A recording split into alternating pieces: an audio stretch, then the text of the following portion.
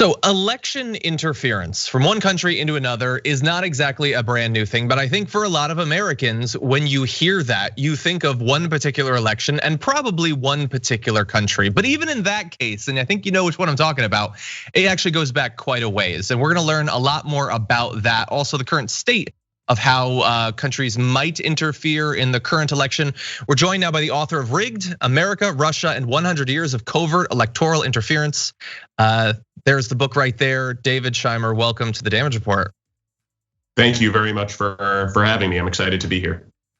I am too, especially because I'm going to be very honest. Aside from people sort of pointing out in 2016 that, hey, we've interfered with each other before, it didn't necessarily, I think for most people in most news reports, go a lot deeper than that. So let's talk a little bit about the history. What do you reveal in your book?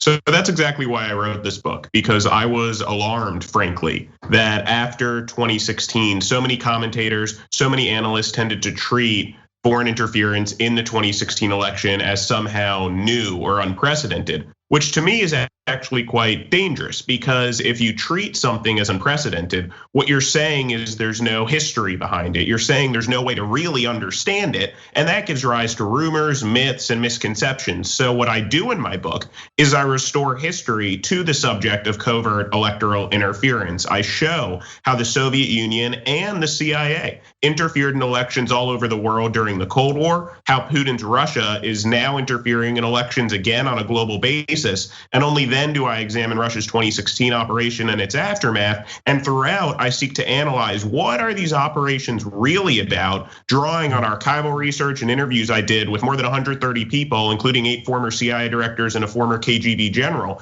And in its totality, I hope that this history, this hidden, fascinating history, will provide readers with a basis for understanding the current plight of the United States and what we can and should be doing to defend our democratic processes. So there's like 1,000 things there that I want to talk about, but if we're not talking about 2016, if we're talking about both ways interfering in each other's elections, how severe are we talking here? How significant are these efforts? Are they sort of around the edges of the election, or are we in either or both directions having a significant impact on these elections going back decades? So I think it depends on the particular case, where there have been instances in which interference has been sprawling in its scope. For instance, American interference, CIA interference in Italy's 1948 election involved millions of dollars being funneled to the party we preferred, sprawling grassroots initiatives that were orchestrated by the CIA, disinformation spread, propaganda spread designed to stoke fear, an enormous initiative to send 10 million estimated pieces of physical propaganda into Italy's electoral environment. That was the same for Chile's 1964 election, in which the CIA aggressively interfered in an operation that involved basically providing more than half of the budget of the campaign we preferred and spreading extraordinary amounts of propaganda throughout its information ecosystem. So all the way to our present moment, where Russia, for instance, has interfered in a really sustained way in countries like Ukraine, sabotaging not only its infrastructure, but also spreading disinformation across digital platforms. And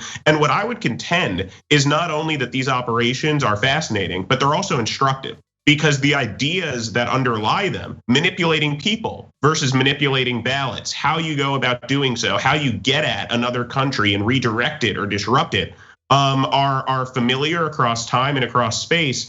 And these operations that in themselves have helped to redirect and determine history. One last example, in 1972, the Stasi decisively, the East German intelligence service, decisively altered the outcome of a vote of no confidence in West Germany that determined the future of the state and determined who its leader was. So these operations can have immense impact, and we should be very mindful of them across time and across space.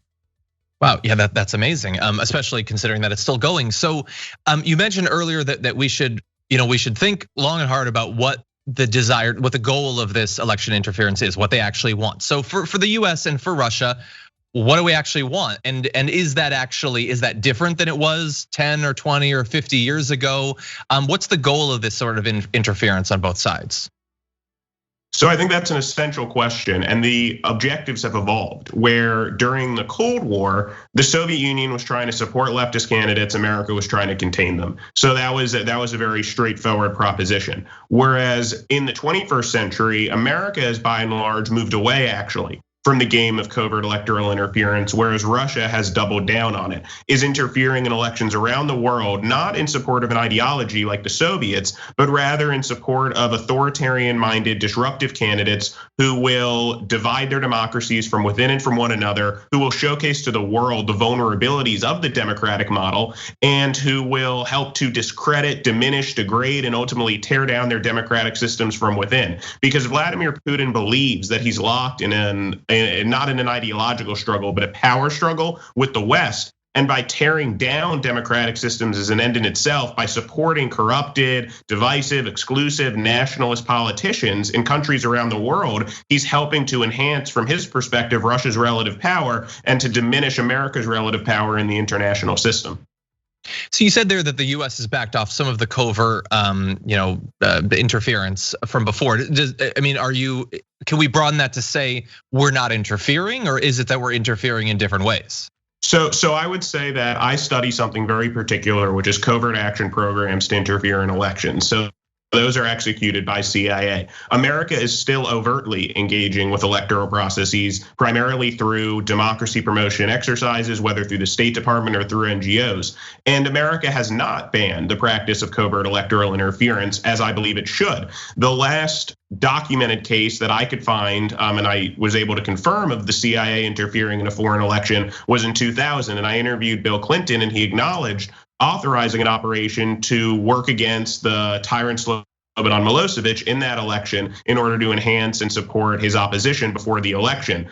But comparatively, George Bush actually considered, and as I detail in my book, rejected an operation of covert electoral interference in 2004 in considering whether to interfere in the Iraqi election because he judged that the risks were too high. And so for me, I think we should be learning from this history of American covert action as well as Russian covert action. But most importantly, moving forward, if America is serious, as I believe it should be, about defending the democratic sovereignty of states, of defending our free and fair elections and standing for them, then as a necessary consequence of that, we ourselves should be banning the practice of covert electoral interference. There are other ways to engage with and support states. This should not be part of our toolkit in the 21st century in the way that it was in the 20th.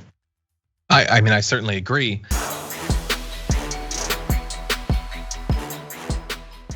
Check out the Damage Report podcast each day, wherever you get your podcasts, whether Pocket Casts or Stitcher or iTunes. You can join me as I give you the news and stories you want, with a range of co-hosts and interview guests jumping in on the fun each day. Again, that's the Damage Report, wherever you get your podcasts. And if you get them at iTunes, don't forget to rate and review. Sometimes I'll read them live on the show.